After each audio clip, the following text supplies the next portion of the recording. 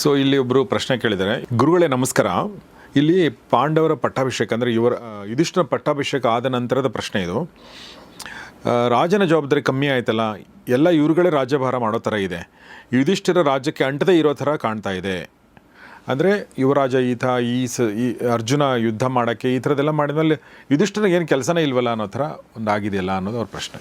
ವಾಸ್ತವವಾಗಿ ಹಾಗೆ ಇರಬೇಕು ಅನ್ನೋದೇನೆ. ಈಗ ಪ್ರಜಾಪ್ರಭುತ್ವದಲ್ಲಿ ಹೇಗಿದೆಯೋ ಈಗ ರಾಜಪ್ರಭುತ್ವ ಅನ್ನೋದು ಹಾಗೆ ನಡೆದುಕೊಳ್ಳಿಲ್ಲ, ಹಾಗಾಗಿ ನಾವು ರಾಜಪ್ರಭುತ್ವವನ್ನು ಇವತ್ತು ಒಪ್ಪೋಕ್ಕಾಗಲ್ಲ ಅನ್ನೋದು ಸರಿಯೇ.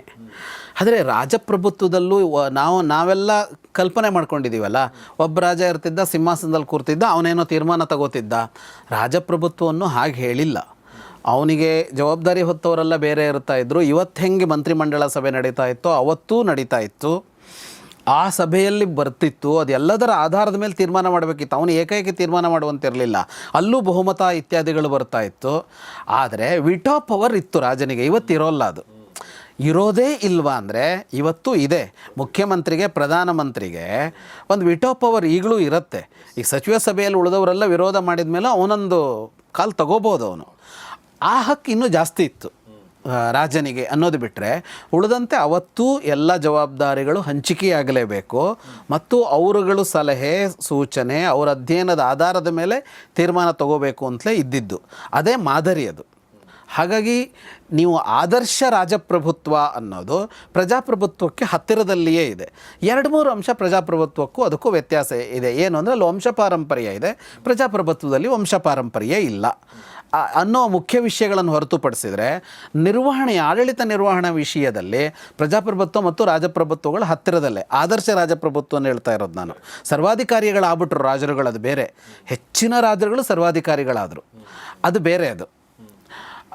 ಅದಲ್ಲದೆ ಅದು ಹಾಗೇ ಇರ್ತಿತ್ತಲ್ಲ. ಹಾಗಾಗಿ ಇದು ಯುಧಿಷ್ಠಿರ ಅಂತಲ್ಲ, ಉಳಿದವ್ರದ್ದು ಹಾಗೇ ಇರ್ತಾ ಇತ್ತು, ಅಂಟಿಕೊಳ್ಳದೆ ಹಾಗಿರಬೇಕು ಅಂತ. ಯಾಕೆ ಅಂತ ಅಂದರೆ ಅವನು ಇಡೀ ಅದರ ಮೇಲ್ನಿಗ ನೋಡಬೇಕೇ ಹೊರತು ಆ ಜಾಗದಲ್ಲಿ ಕೂತವನು ಖಾತೆ ತಾನೇ ಇಟ್ಕೊಂಡು ಕೂರಬಾರ್ದು ಅಂತ.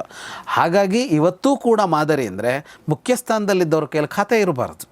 ಎಲ್ಲ ಖಾತೆಗಳನ್ನು ಹಂಚಿ ಅವನು ಅಷ್ಟೂ ಖಾತೆ ನೋಡ್ತಾ ಇರಬೇಕು. ಈಗ ಅವನಿಗೊಂದು ಖಾತೆ ಇದೆ ಅಂತ ಅಂದು ಕೂಡಲೇ ಅವನು ಅದ್ರ ಕಡೆ ಗಮನ ಕೊಡಬೇಕಾಯ್ತು ಹೆಚ್ಚು ಅಂತ. ಹಾಗೆ ಮಾಡ್ಕೋತಾ ಇರಲಿಲ್ಲ ಹಿಂದಿನವರು. ಆ್ಯಕ್ಚುಲಿ ಎಲ್ಲ ಖಾತೆಗಳು ಅವನಿಗೆ ಸಂಬಂಧಪಟ್ಟದ್ದೇ. ಹಂಗೆ ನೋಡಿದರೆ ಅವನಿಗೆ ಸಂಬಂಧಪಟ್ಟ ಯಾರೇ ಏನೇ ತಪ್ಪು ಮಾಡಿದ್ರು ಕೂಡ ಪ್ರಧಾನಮಂತ್ರಿಗೆ ಕೆಟ್ಟ ಹೆಸರು ಬರುತ್ತೆ, ಮುಖ್ಯಮಂತ್ರಿ ಕೆಟ್ಟ ಹೆಸರು ಬರುತ್ತೆ, ರಾಜನಿಗೆ ಕೆಟ್ಟ ಹೆಸರು ಬರೋದು. ಹೌದು. ಹೀಗಾಗಿ ಎಲ್ಲರೂ ಸರಿ ಕೆಲಸ ಮಾಡ್ತಾರೆ ಅಂತ ನೋಡ್ಕೊಳ್ಳೋದು ಆತನ ರೆಸ್ಪಾನ್ಸಿಬಿಲಿಟಿ. ಹೌದು.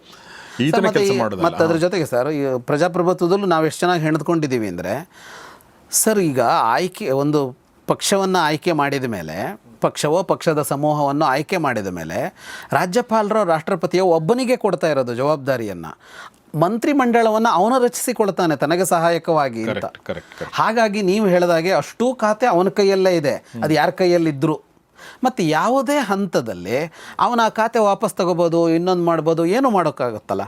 ಅಂದರೆ ಅಷ್ಟೂ ಖಾತೆ ಅವನ ಕೈಲೇ ಇರುತ್ತೆ. ಅದು ಇಲ್ಲಿ ಒಂದು ಪ್ರಶ್ನೆ ಇದೆ, ಇದನ್ನು ಕೇಳಿದವರು